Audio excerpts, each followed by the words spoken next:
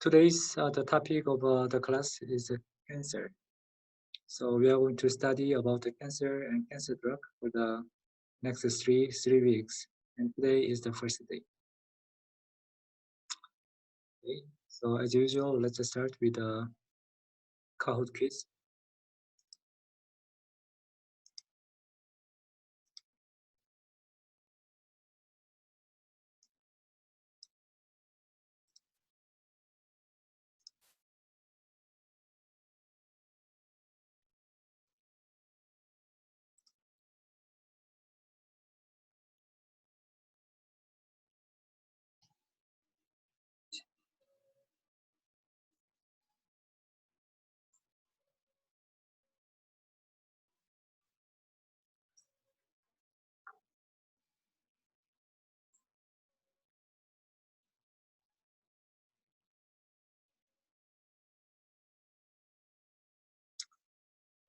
Okay, let's just start.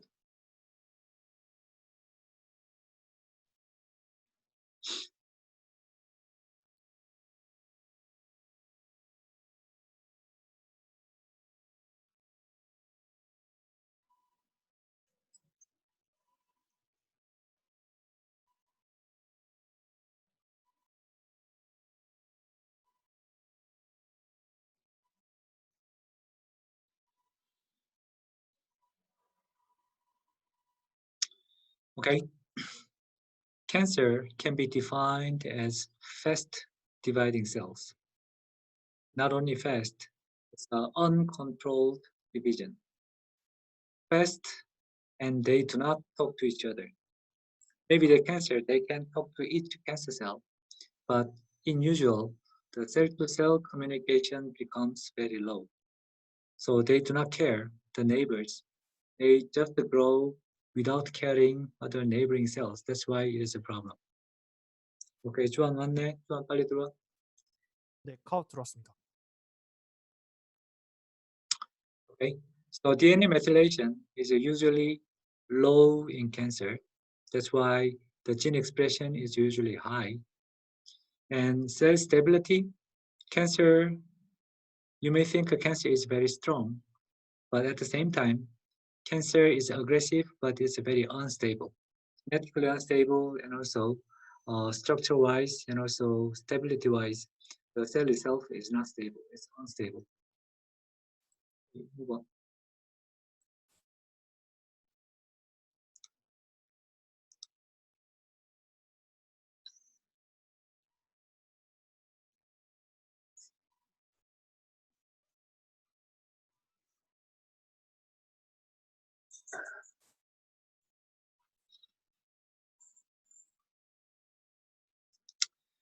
Okay, very good. So in cancer, signaling receptor is increased, and transcription factor is usually increased. Growth factor is also increased. Apoptosis is a cell death, so apoptosis is decreased. Okay, move on.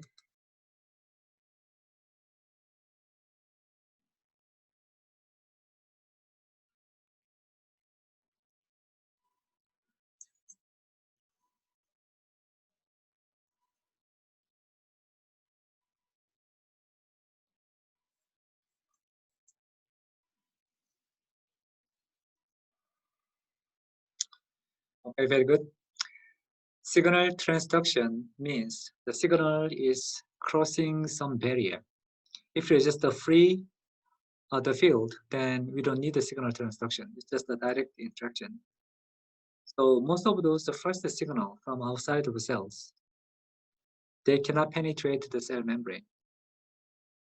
That's why they need some intermediate the player like a receptor, and then that receptor is to transfer the signal from outside into inside the cells.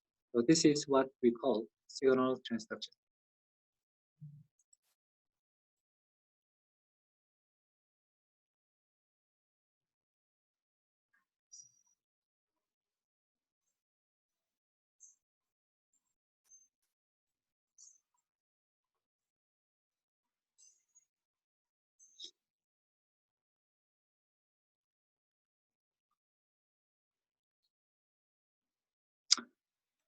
Okay, this is a little philosophical question, or maybe very fundamental the chemistry question. If you think about each of the materials, the effect in the scale of a molecule is very small. Then if you think about the four basic force in nature, strong nuclear force, weak nuclear force, and gravity, what is the last one?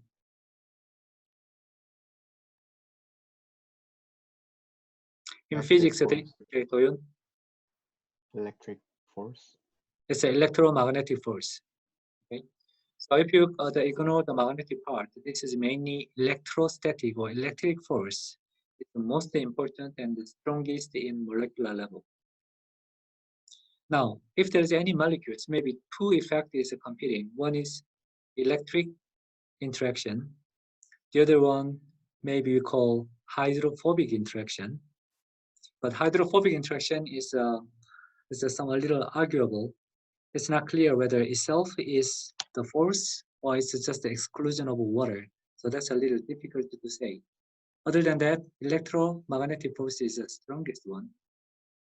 Now, if you design protein, and protein need to act as a switch or signal transduction molecule, somehow it needed to change its structure or its property. Now, if you have a receptor on the plasma membrane, you can think different mechanism. One mechanism maybe you can cleave some part of that receptor. That's one method.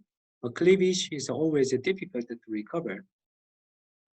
So another option may be structural changes. If you wanted to introduce a structural change, maybe the biggest impact you can provide by changing of the charges. Now, by looking at these four different methods, carboxylation, what is the charge change? If you introduce a carboxylate, what is the charge change? It's -1, right?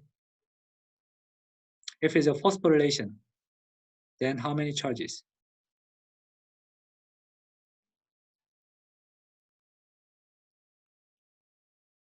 Two minus. Don't, it's not clear. What do you say? -2. It's a -2 because one phosphate is connected to the acceptor side. So one oxygen is not playing the role. Phosphate is -3, but phosphorylation is happened on the surface. Then you can experience it -2 introduction. Sulfation -1. Amination +1.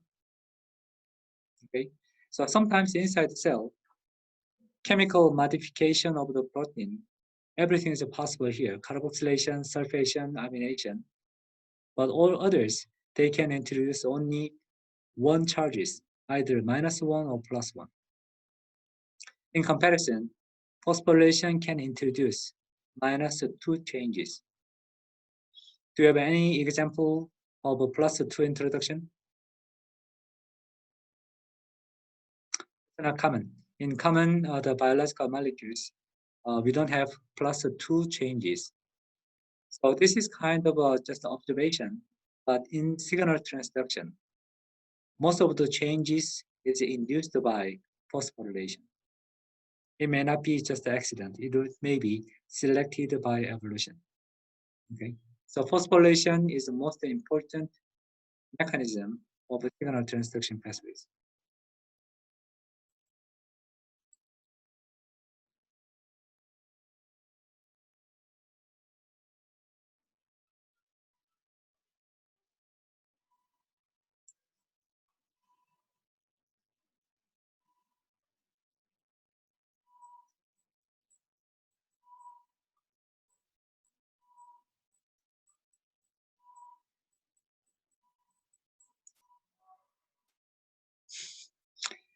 Very even distribution of the answers.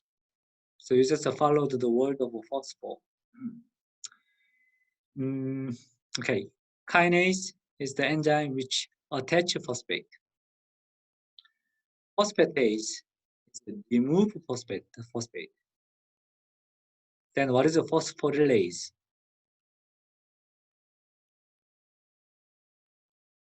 Phosphorylase is a phosphorylysis. It's similar to hydrolysis. Okay, hydration and hydrolysis. If you think, hydration is adding water. Hydrolysis is by adding water and it cleaves some molecule in between. And water molecule is divided into two. One molecule can take one proton, the other molecule take OH minus a hydroxyl group. That's a hydrolysis. Okay, so phosphorylase or phosphorylysis means by adding phosphate, cleave two molecules. That's a phosphorylysis. So adding phosphate is catalyzed by the enzyme of a kinase. So that's why phosphorylation is important for signal transduction, I said. That means kinase is important for signal transductions. So in our body, we have about 500 kinase in human. Phosphatase, about 100. Can you guess what that means? Why phosphorylation is 5 times more numbers of enzyme than phosphatases to remove the phosphate? How can you interpret?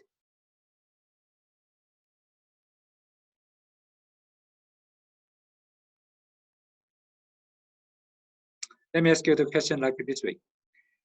Do you want to say something? Oh, I think we need lots of ATP. Yes, we need a lot of ATP And so your question is phosphatase is we have a 500 kinase and only 100 phosphatase. Why do we have a lot more numbers of kinase than phosphatase, different kinds? then we need to save energy in case of ATP. Then To save energy. Okay, so saving energy is one important factor. To most efficiently save our energy, maybe the best way is a hibernation, isn't it? Don't act, just sleep. Then maybe most efficient for saving energy. But if you need to actively live and move, then anyway we need to use the energy. So I'm asking a little different aspect. So let's just say cancer cell versus normal cells. Which cell is more activated, do you think? Cancer, sir. It's a cancer cells, maybe, right? Normal cells, they communicate with each other and talk to each other and say, let's save energy. Let's not divide too fast. Let's control and let's keep the peace. That's kind of a normal cell state. That means in normal cells, phosphorylation level may be very low. When the cells get activated, the pathway is two ways, either adding phosphate or removing phosphate. And normal state is very low phosphate the state. And in activated state, like in cancer, kinase becomes very much activated. Then why kinase number is so many? Phosphorylation site is very important. It should phosphorylate specifically on its specific positions. That's the signaling pathways. Phosphatase, usually they do not need to be so specific. They can just remove all phosphate. That's why lower number of phosphatase, lower kinds of phosphatase, but they can remove most of the phosphate. So normal state of the cells, they have a low phosphorylation level. When they becomes abnormally activated, kinase is activated, and kinase make a phosphorylation here and there specifically. Okay.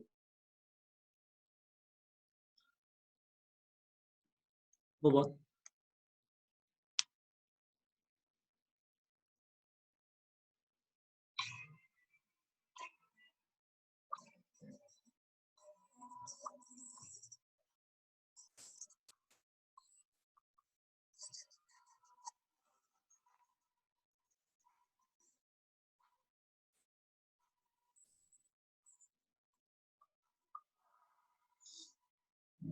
Okay.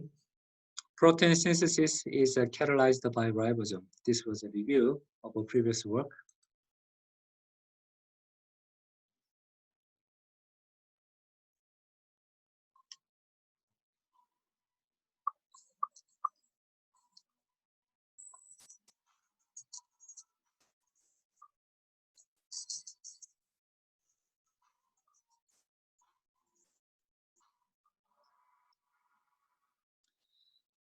Okay, in this study, now you learned new player, proteasome. Proteasome is also big machinery which break down protein, not very selectively. If any protein is labeled with a death mark, then that protein is a substrate, becomes substrate of proteasome, and then just randomly degraded. Do you remember the tagging molecule for proteasome destruction?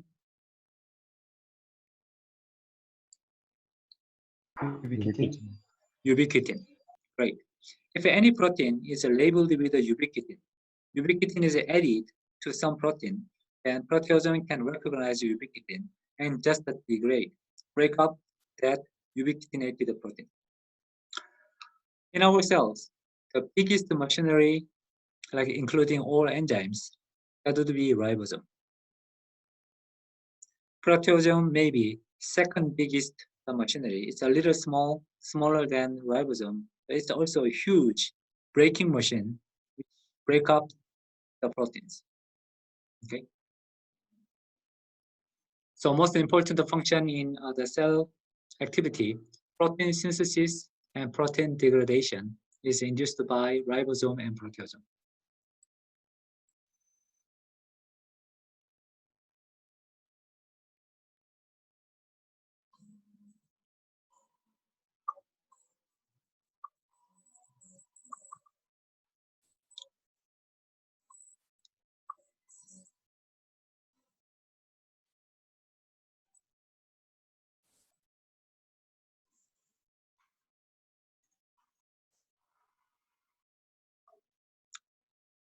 What is MMP? Anybody can tell?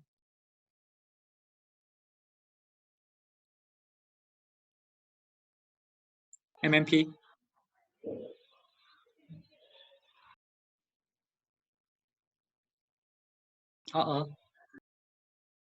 Nobody knows.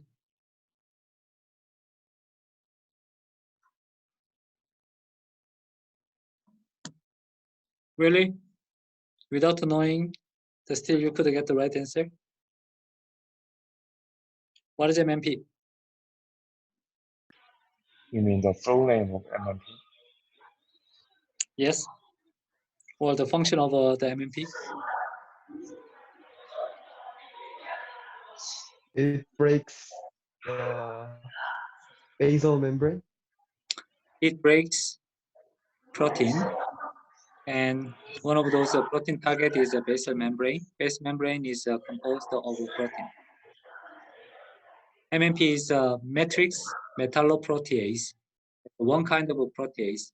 Protease is a cleaving enzyme for protein. And usually the substrate is extracellular matrix. That's why it is called as a matrix protease. And metal is involved here, so metalloprotease.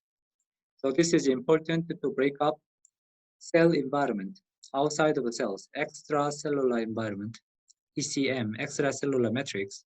Then cancer cells can move out. So that's why this is important for metastasis.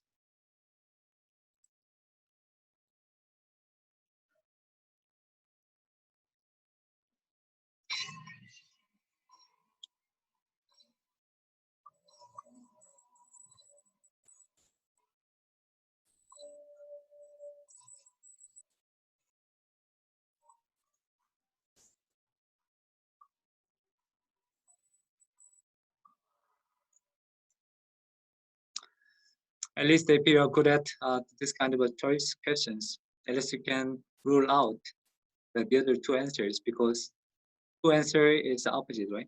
DNA methylation high, DNA methylation is low. This is something we handled before. DNA methylation is low. What does that mean? If DNA methylation is low, then what do you expect? Gene expression high. Low gene expression. Gene expression is a high, right? So gene expression is a high, that means you make more proteins. And one of the video clips said proteasome inhibitor can be used as anti-cancer drug. So that means proteasome activity may be low in cancers. We can assume. Okay, move on.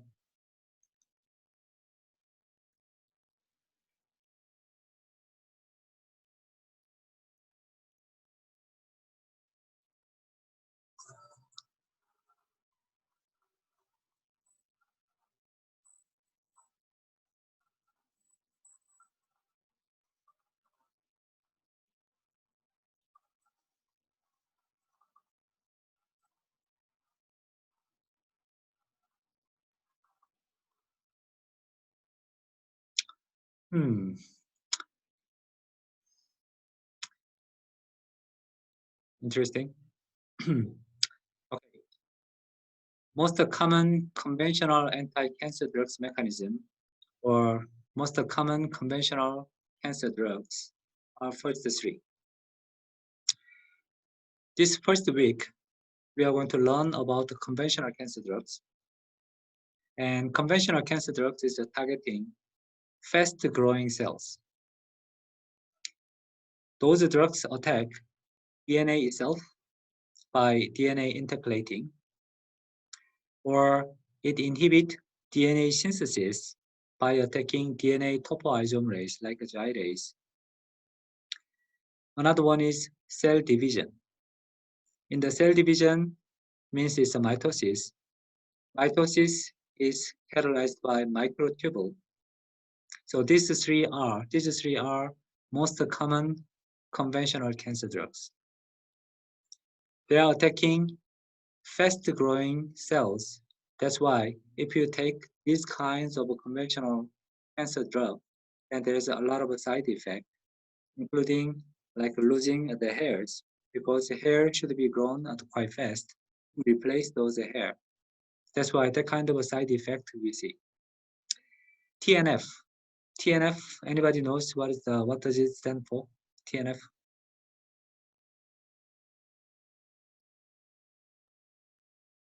About the TGF. Cancer cell has a lot of growth factors, TGF, like a tumor growth factor. TNF.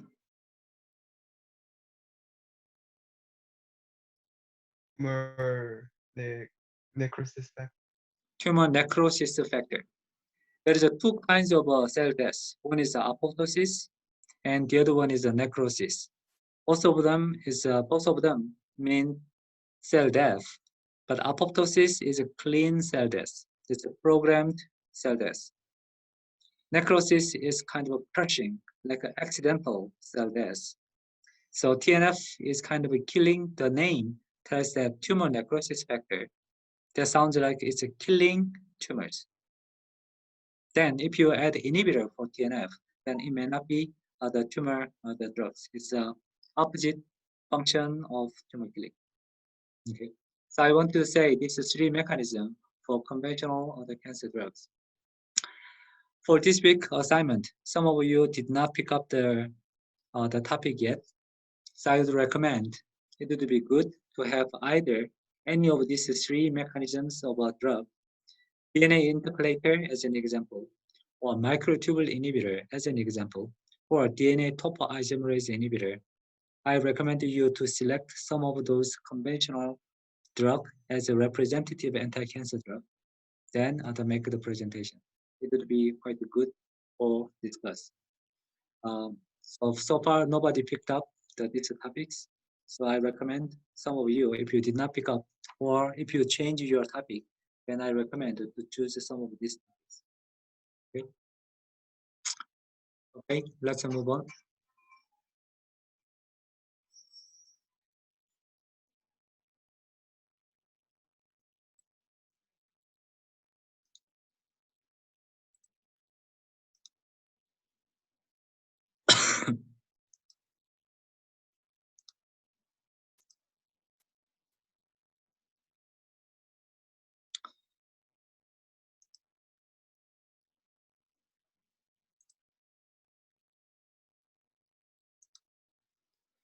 Okay, this week, when I look at your the questions and also your answering, I was very delighted to see now the question level problem. The question level was becoming high, so some of you gave quite good answers.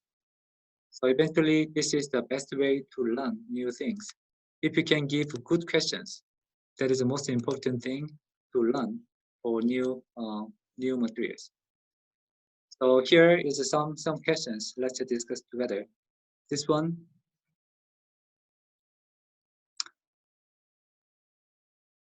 Now the conventional cancer treatment is a surgery or radiation. So this person said surgery or radiation can be specific, but chemotherapy may not be. What do you think? Is that true?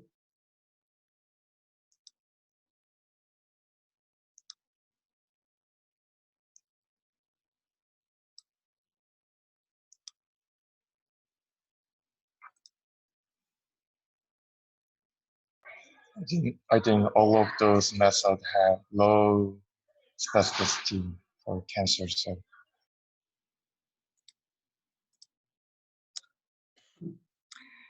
You may feel that maybe surgery is specific for cancers, but if you open up to the cancer the patient, the cancer site, it may not be always easy to find which is the boundary of the cancers, right? So you need to define which part is a cancer, which part is not. So surgery is also difficult to be specific. And some cancer may be very small and it's very difficult to see. So your option may be just remove much bigger the area than real cancer site. So specificity-wise, surgery is also difficult to be specific. Radiation may be similar problem of cancer, the surgery. If you cannot see those tumor sites specifically, then still it's difficult to define which area is really cancer area, right?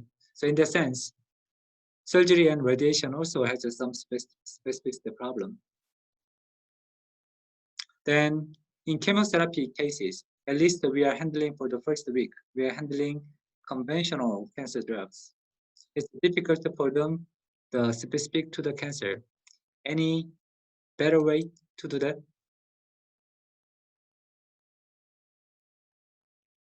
Similar questions here too. How can you improve those specificity problem? Any idea?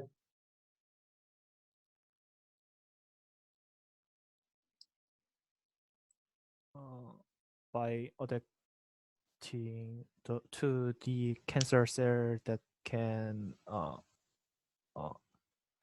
get more energy from the radiate, or tracking the chemical medicine to the cancer cell. Well, Joan introduced the two concepts together. One is the radiation part and one is the chemotherapy. If the chemotherapy case, Joan, would you say again, how can you deliver the drug to the specifically to the cancer? Like as the receptor, by using some such chemical, like can detect the receptor only in the cancer cell, but not in the normal cell, in the cell surface. So attracting the drugs to the cancer cell. Right.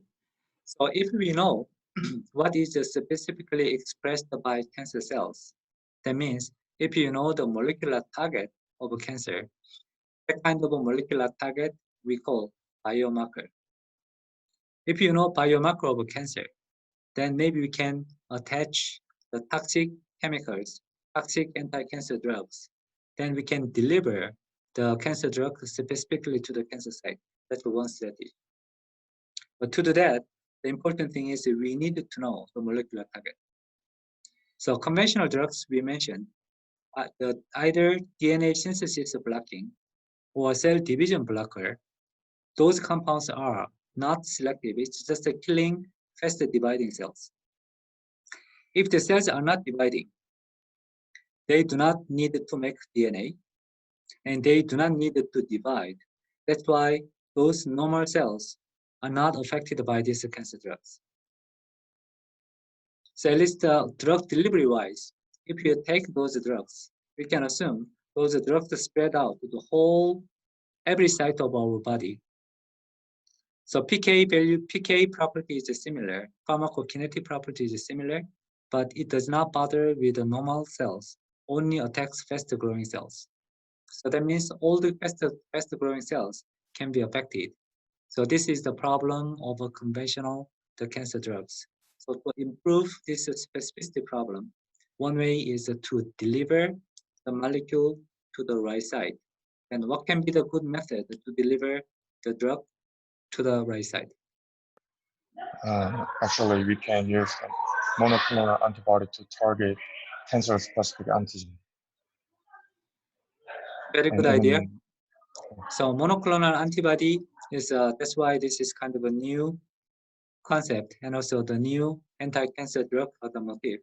Monoclonal antibody itself maybe act as drug delivery system, or maybe itself can block the function of the receptor. So this type of specific drugs for specific target. So this is the next week topic of a targeted cancer therapy. Okay, conventional method is just killing the fast growing cells, any fast growing cells. Now, this targeted cancer therapy is, we hope to attack specific target, not every cells. Then what kind of a target? In this case, if you use a monoclonal antibody as a potential drug, then what kind of a target should be good target for cancer?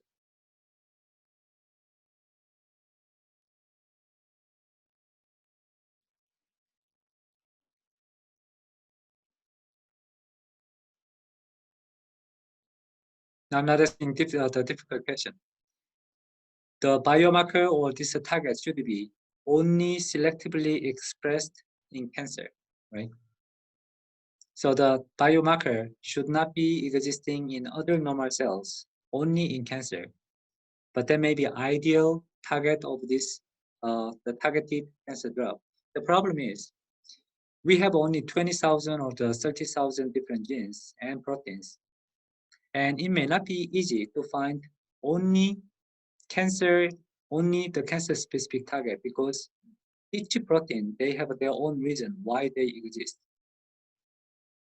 That's why even the target is highly expressed in cancer cells, it may have its original function in normal cells too. That's why we need to select carefully and also check the potential problem of blocking those biomarkers. So in principle, we can select maybe highly expressed protein in cancers, but always we need to check the side effect of inhibiting those specific the receptor or the targets in normal cells too. Okay. How about this question?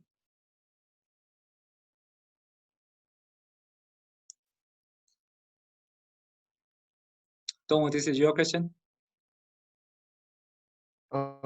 Yes, I was kind of curious about this. Okay, if you say such kind of a targeted approach is better than chemotherapy,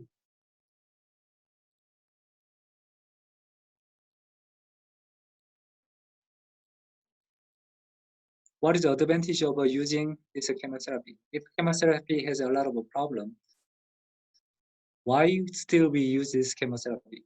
What do you think? I think for the surgery, if we have cancer in stomach and if we eliminate the stomach from the body, then that people may have very serious problem for eating. So in that point, chemotherapy does not eliminate the parts of the body. So that one is the one good point that better than surgery, I think. Okay, Young is comparing the chemotherapy with the surgery. Well, that's one good point. But still, the standard approach is if the cancer is too big, then maybe by providing this chemotherapy and reducing those cancer size into small, that is practically very difficult. So if cancer size is too big, then standard approach is surgery first to remove the main part. And small amount of leftover cancers is treated by chemotherapy. That's kind of a standard approach. As Yongwon suggested, if chemotherapy can reduce the cancer size from huge to small, that would be ideal. But it's practically very difficult. The size effect is competing between cancer's growth versus the anti-cancer drugs reducing effect. It's difficult to compete. That's why surgery and followed by chemotherapy or radiation the therapy. That's kind of a current method. Maybe the question here is, we just mentioned that there is another approach, second generation approach of a targeted cancer therapy. If that method is safer and also has a lower side effect, why do we still use this first generation of chemotherapy? Actually, the antibodies using in the immunotherapy have high cost. I mean, it is expensive for general people than chemotherapy. So once the biosimilar drug is developed, I think the immunotherapy is gonna be general therapy. Okay, Sajin mentioned that maybe the cost of the problem. Yes, it is a very, very expensive right now. If you look at those the drug sales for anti-cancer drugs, those biologicals or biosimilars, they are almost covering more than half of those top 10 the drug sales. But that does not mean that it can cure many people for now. Each individual people's the treatment is super expensive. It's more than the irrelevant level. So that's why it's very expensive at the moment. And the choice is not so many. It's kind of a beginning of a new approach. There are several options. Not everybody can be treated by that the new drug, not only because of the cost. That drug can be applied only to the patient who has specific target for that drug. So that's why we need to have a lot more options for that specific biomarkers. That's the topic of the next week. So still we use the conventional chemotherapy like a cisplatin, DNA intercalator, or Taxol, which is a microtubule inhibitor.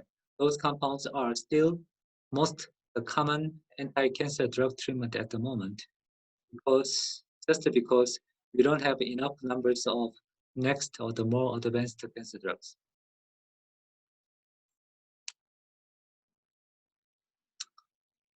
Okay, some other question like this.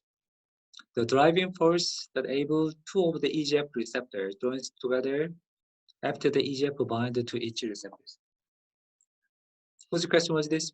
Anybody can answer to this question?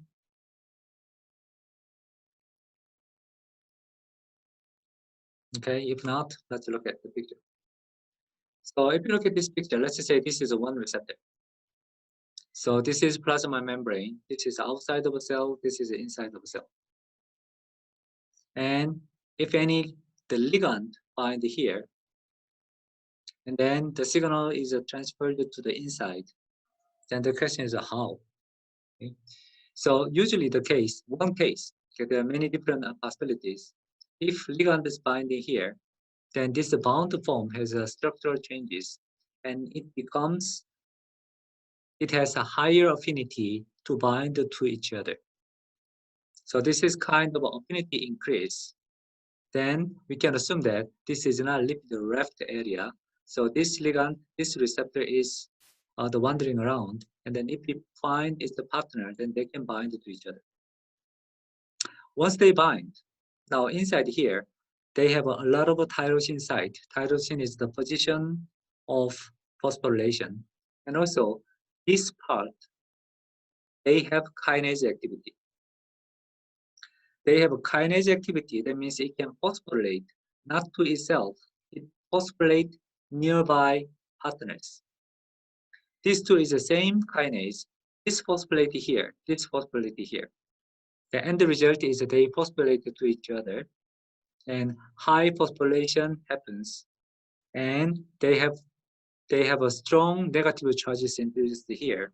Those strong negative charges can induce structural changes. So originally the structure was like this, now it becomes like this. Now this is an active structure. And this active structure can induce different signal transduction inside the cells. This is one model. But there are many different kinds of models.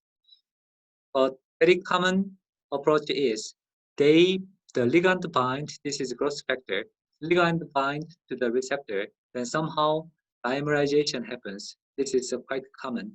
And then this dimerization sometimes induce phosphorylation or sometimes cleave something, and then change is the intracellular motif, and then the signal is transferred to the inside. So the answer to the question that here, the driving force is a changed affinity of this ligand binding. Now, one question here. Now this part, EGF, is called as a ligand, and this part is called as a receptor. Receptor is a protein, right? Ligand is also protein. Then how do you distinguish which part is receptor, which part is ligand?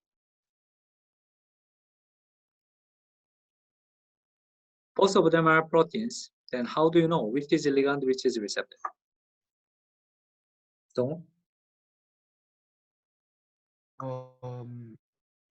the C terminal and the N terminal. well, terminal, who cares the terminals? If it's just a globular shape and terminal is hidden inside of the protein, then who cares? C terminal, N terminal is just we arbitrarily added those terms. Protein shape wise, among the huge protein, the C terminal, N terminal is a very small part. It may not bother.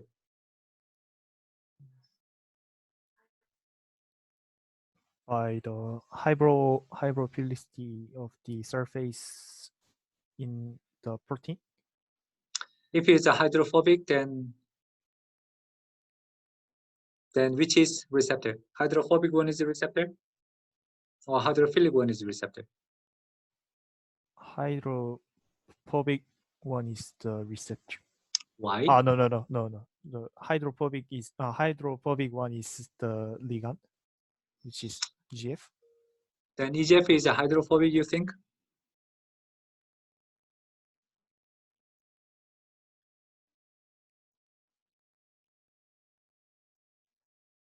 Why do you think EGF is a hydrophobic then?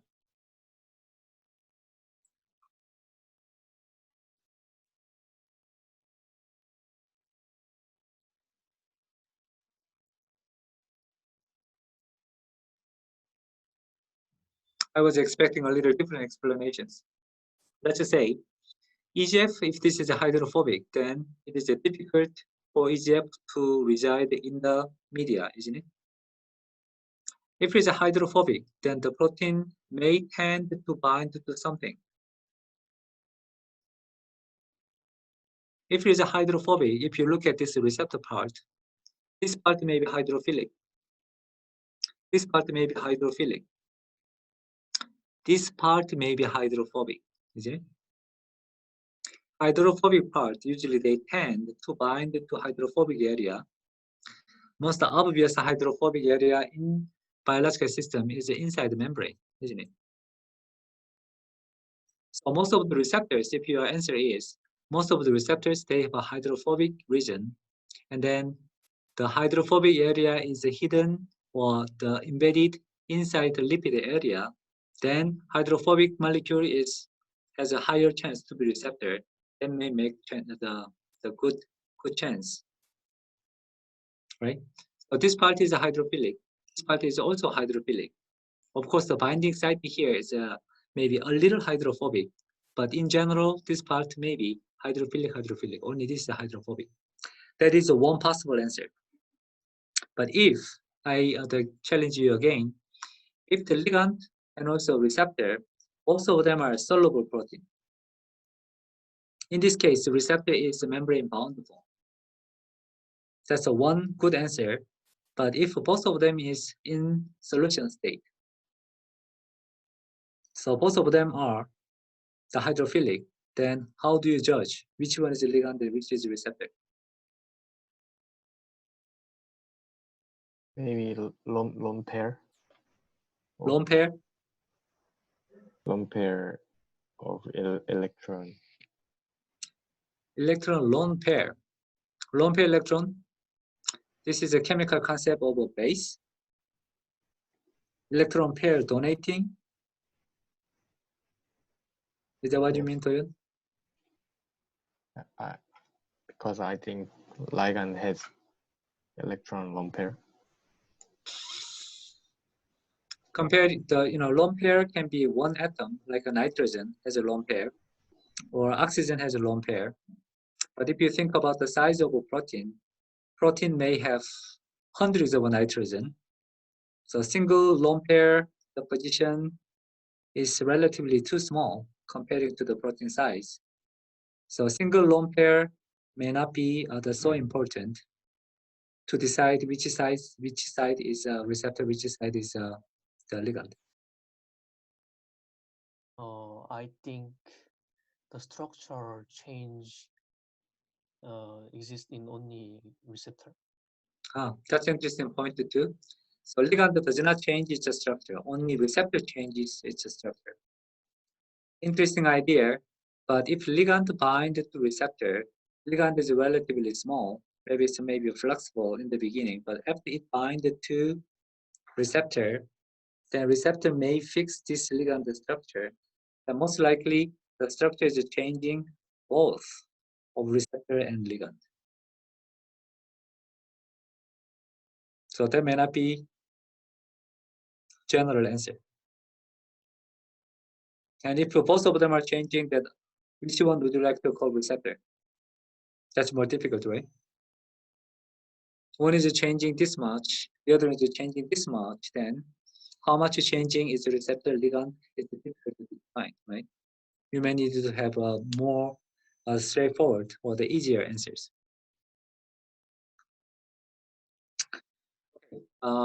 Very funny, but conventionally, the bigger partner is the receptor, small one is the ligand. Sounds a little silly, but that's kind of a common the convention that we call. So sometimes it's a homodimer, exactly the same material bind to each other. Now it's really difficult to say which one is ligand and which is receptor. Okay, move on.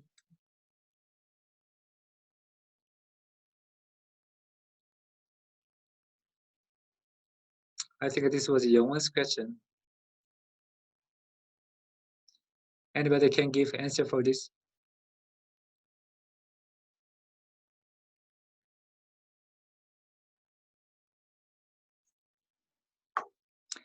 By the way, this week I was very delighted to see some of the questions were answered by yourself, and some of them was really good answers. But this one did not have an answer. Anybody can give answer?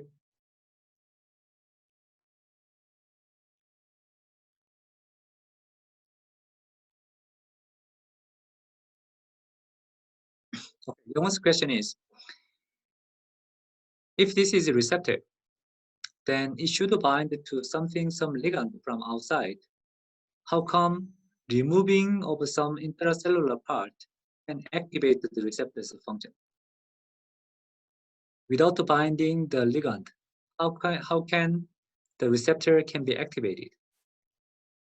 Sounds reasonable, but this means we have a very narrow-minded the view. There are many different other possibilities. Let's just say, usual way is, if this is the receptor, then if something is binding here, then this conformation is open up like this. If this is open up, then this is the active state. Then this is the normal way of ligand binding induced changes. Okay. I said this closed form or complex form, this is inactive form.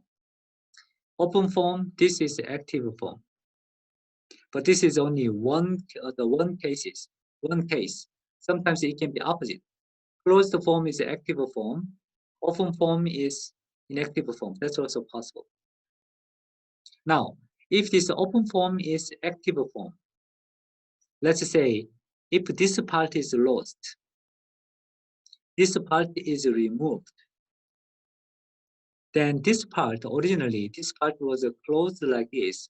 This part acts as an inhibitor for this receptor. Only when ligand bind, this inhibitor was removed by opening up. That's why this whole structure was activated. Okay.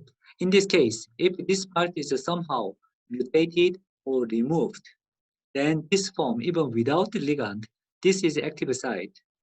Then this receptor is constitutively, means always active. So in cancer cells, this kind of mutation is quite common. Originally, this should not be activated all the time. Only when signal is the bound here, then it should be activated temporarily. But something wrong happened. This part is removed, and then this part is always active. That means this becomes overactivation, abnormally activated. That's why this generates a lot of problem, and it makes the cells the difficult situations. Okay. So the function of the protein, you can imagine that this is controlled by different module, and some module is an activator, some module is an inhibitor, and then they connect to each other. Activation mechanism can be either direct activation or inhibition of inhibition. Okay, cleavage of this part is inhibition of this inhibition. That's why the end result is activation. Okay? This is one possible explanation for the always activation, but without any ligand. Young, is it okay? Okay. I understood. Okay. How about this?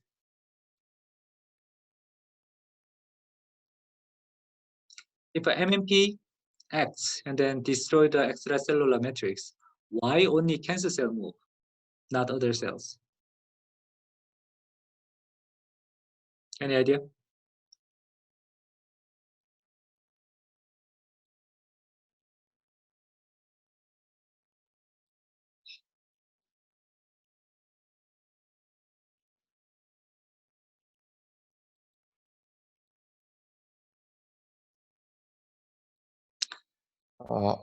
I'm not sure only cancer cells secrete MMP, but actually, in case of white blood cell leukocyte, can move along bloodstream and they can enter or break some membrane structure to enter the infected sites like cancer cells.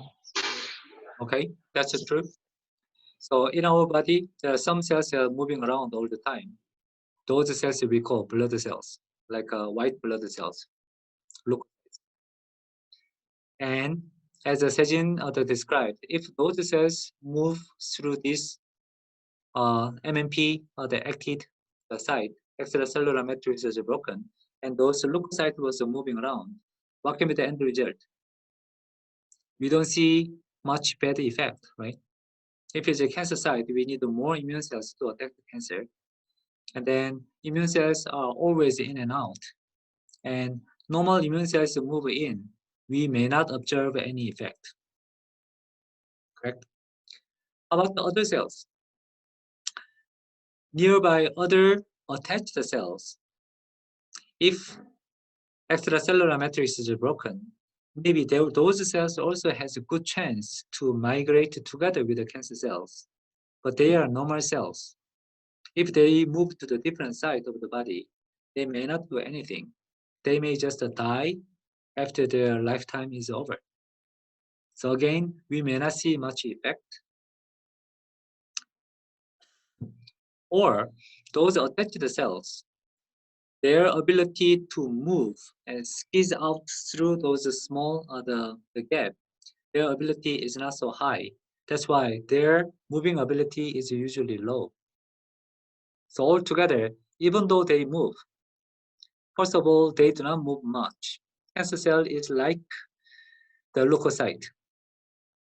So cancer cells move out, and other cells, they don't move much. The cell property. So they talk to each other, they communicate each other, so they do not want to move much. Even though they move, the effect you don't observe. If it is a leukocyte, even though they move, then their effect is a positive to the body. So that's why we don't see much effect. Only better things in this case. Cancer move out to other site, then they can form another cancer. So that's why we observe that as a negative, the bad effect later.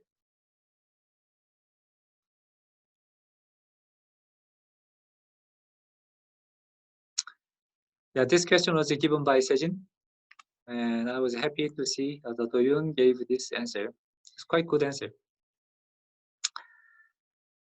Whether this is a, there's a one cancer, let's just say, lung cancer. And lung cancer, usually they go to either brain or liver. They have some preference.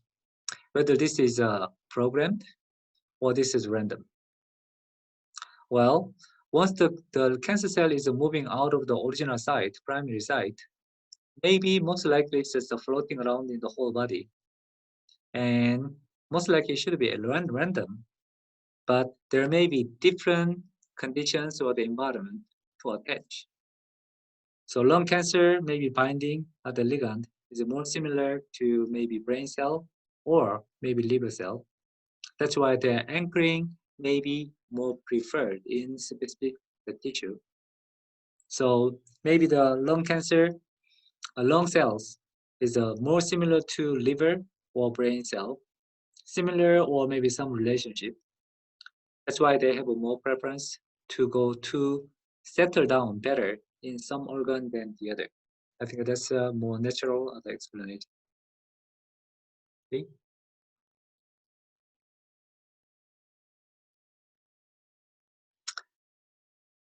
And some other opinion is maybe this is maybe attracted by chemicals like a leukocyte, histamine and TNF alpha releasing, then they bind to that area. It's also possible.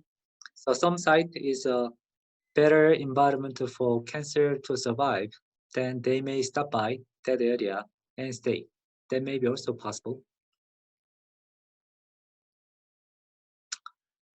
Now here, one thing I want to know, this is Doyun's the comment. Cancer cell get out of the blood vessel. So for the cancer metastasis, first of all, the cancer should leave from the primary site and enter the blood the stream. And then later they should attach to the destination site, the secondary site. So which step do you mean? This is a leaving primary site or entering secondary site? Entering secondary site. Okay, that's correct. So here the term get out of the blood vessel, I was not sure whether the pointed out the right thing. Get out of the blood vessel means from the floating state, they enter secondary site, right? So in this case, I wonder if the MMP is still secreted, maybe, or maybe the secondary site has a little originally loose structure, so it's not very clear. But cancer cell itself, so anyway, they are releasing this MMP to squeeze in this case. So maybe they also secrete the MMP and make a hole to penetrate, possibly.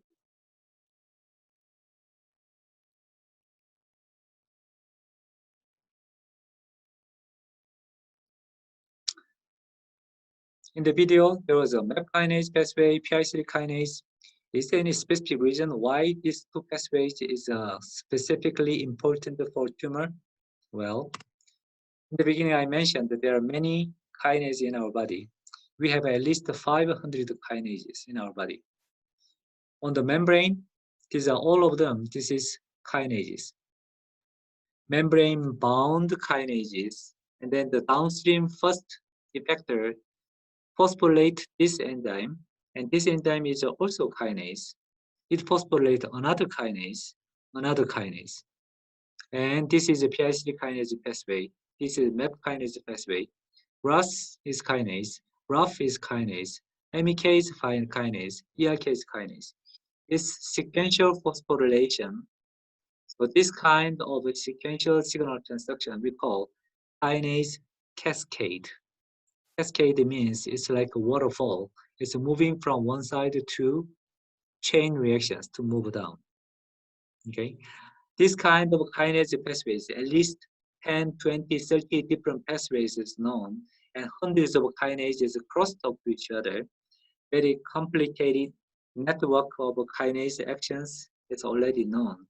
And for tumor generation, in general, we say tumor is a fast cell growth, and tumor is activated signaling pathways. Those activation signal is usually through kinase. That means a lot of phosphorylation is happening here, and they need to find the specific partners, and then eventually they end up with a gene expression. Okay, so this kind of activating signals should be temporary. It should not be always active. But in cancers, the problem is that this signaling the pathway is activated all the time. That's why it is a abnormal state and it's not a healthy state. Okay.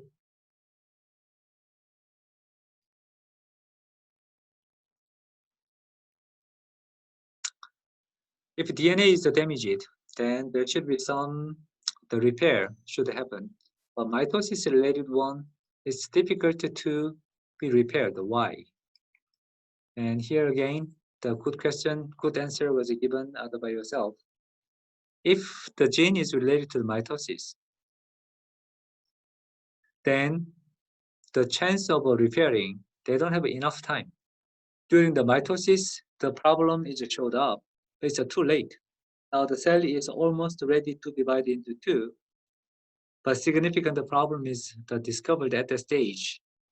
Then rather than repairing, just killing those cells may be safer. Mitosis is a significant state. DNA should be synthesized, and the new structure is formed. Now, new two cells should be made. Now, at the stage, repairing may be too late, genetic level.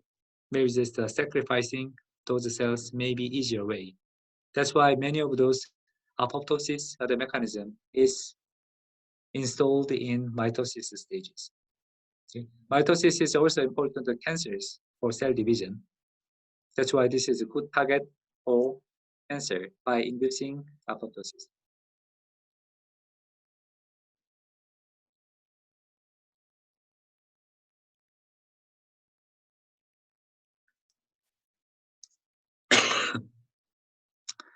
Well, if you remove some part of the esophagus, rather than directly the removing, transplantation may be better, isn't it? Yeah, of course. If you can replace some lost part of the organ, then replacing definitely is much better. The problem is, where can you get this organ? That's a significant problem. Kidney, we have two. So the donor can provide one kidney for the receiver. That's a possibility. But this part, this part, the stomach or the esophagus part, we have only one. Then if you donate this, then you have your own problem with dumping, right? So what can be alternative option then?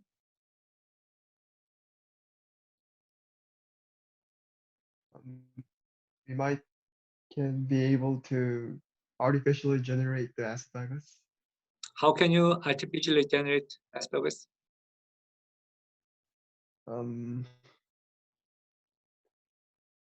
I don't know exactly, but I think we have several technologies to use IPS. I don't know. Stem cell technology. So if a stem cell technology is developed properly, stem cell or the induced pluripotent stem cell, IPS, then maybe there's some solution to provide not only this part, any organ in our body. then it may be the real solution for this kind of a problem, possibly. It's not realized yet. We needed to wait a little more. This is the philosophically quite interesting question. Cancer stem cell, is it derived from normal stem cell into cancer stem cell, or other mature cancer cells becomes cancer stem cell? Stem cell becomes cancer stem cell, or regular cancer cells becomes cancer stem cell? Technically, does this make sense? Yeah, many people were skeptical about this idea of a cancer stem cell. And this cancer stem cell has some common other property like infinite proliferation and self-renewal. But at the same time, the genetic sequence is changed a lot. A lot of mutation already are involved here. So it's difficult to say cancer stem cell is like a real stem cell. It's not like a normal cells. And there is the good answer here too, I like. So this is also Doyun's answer. So two approach is, both of them is possible. Stem cell becomes cancer stem cell, possible. But more common, and people believe it's a more general, non-cancer stem cell, regular differentiated cancers, they become cancer stem cells. They achieve some ability. This is like iPS. iPS is also generated by differentiated cell, they become stem cell-like cell. So cancer cell also, most likely, many of those cancer cells, and some of them, they achieve stem-like property, and they become cancer stem cell. That's kind of a more popular hypothesis at the moment. Seems like both sides is possible, but this is more often, seems like.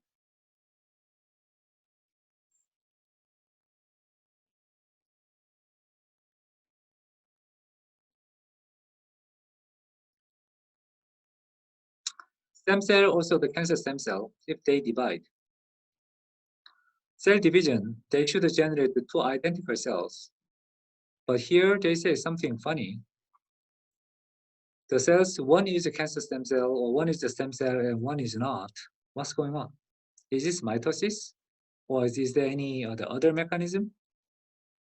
Well, if you look at those, the yeast cells, if they do the cell division, we have learned, if they divide, it's not evenly divide. It's one small cell is growing like this. And then we learned that this is a mother cell, this is a daughter cell, right? So this is a little more primitive of the yeast cells. This is we call budding yeast. Oops. This is a fission yeast. This is a little more developed the yeast.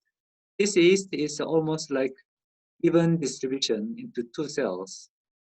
Now, most of our cells, we divide like this way, dividing into two cells. And it's difficult to say which one is the daughter, which one is the mother cell. But stem cells, it's more primitive cell, they divide like this. They keep their original identity as a stem cell, and then they make a new daughter cell. This is a differentiated cells. So this is a symmetric division. This is an asymmetric division. Stem cell or cancer stem cell, sometimes they divide into two stem cell, or one cell, which is a differentiated cells. To do this, they need to asymmetrically distribute the material. This side, they keep original important molecules like the stemness of the molecule, and then this cell does not have it. So this is what is happening here. Okay, so the ability of dividing into two equal cells, this is much later we achieved. But original, the function of the cell division was like daughter and mother kind of a structure. Okay.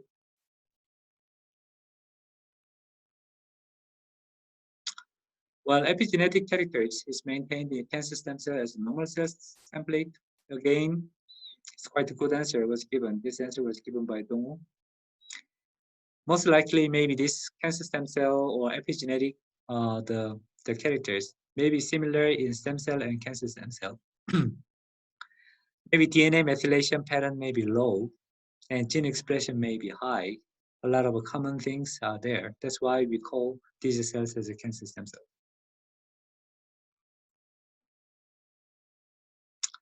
Any specific factor at cancer stem cell? Okay, this is a very good idea for curing cancers rather than attacking regular differentiated cancers. If you can remove those cancer stem cells, that may be fundamental treatment for cancers. So all of this is a targeting specific target rather than just a fast growing cells. This can be a good topic we can discuss for next week, targeted cancer therapy. Okay, so we can stop here. So next class will be on Thursday. Assignment number 9, I guess. So depending on your schedule, if you are very busy with the other midterm exam, maybe by Thursday morning. But if you have time, then the earlier the better. Okay, send your other assignment. Upload your assignment. Again, if it is late or the modified files, you can send me by email anytime. As I recommended today, this week's the topic is a conventional cancer drug. So before we move to more advanced second generation or third generation cancer drug, it would be a good chance to review conventional cancer drugs. I said DNA replication blocker or mitosis blocker. This two is common conventional cancer drug, still number 1 drug for cancer treatment at the moment. Understanding current status is important to understand the more advanced the next generation. So if you did not choose your topic yet, or even you chose your topic, you are encouraged to change your topic into this. Select some of those representative drug for this conventional method. Then we have a chance to look at those mechanisms. Then we can compare those with a new generation drug for next week. Okay.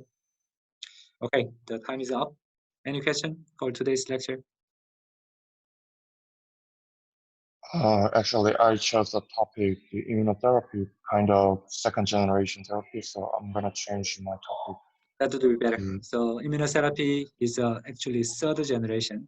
So that one we are going to cover in 2 weeks. Yeah, that's a good idea. So I'm gonna change to DNA replication blocker. Yeah, please put up your topic on the website, then everybody can see. Okay. And the midterm exam, during the grading, I tried to add the comments and send you all.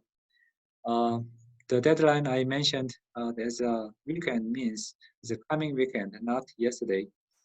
So the purpose for that is give you another chance to review what is missing from your study. So no fixed deadline, but whenever you are done, you just send me your fixed answer by email to me anytime by the weekend. Okay. Okay, no more question then.